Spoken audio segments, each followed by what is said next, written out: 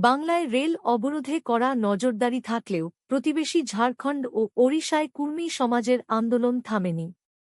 শনিবার সকাল থেকেই ধানবাদের চন্দ্রপুরা, ঝাড়খণ্ডের ডুংরি, পরেশনাথ এবং ওড়িশার ভঞ্জপুর স্টেশন অবরোধে বসেন আন্দোলনকারীরা।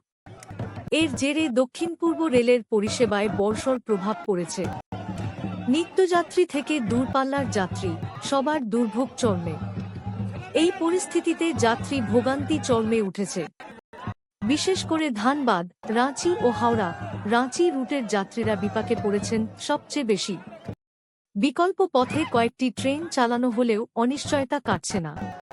একদিকে বাতিল, অন্যদিকে সময় পরিবর্তন ও ডাইভার্ট রুট, সব মিলিয়ে সাধারণ যাত্রীদের ভোগান্তি অব্যাহত রয়েছে। এই রেল টেকাই হাজির ছিলেন ঝাড়খণ্ডের একাধিক কুর্মী নেতা। ডুমরি বিধায়ক টাইগার জয়রাম মাহাতোকেও এই আন্দোলনে দেখতে পাওয়া গেছে।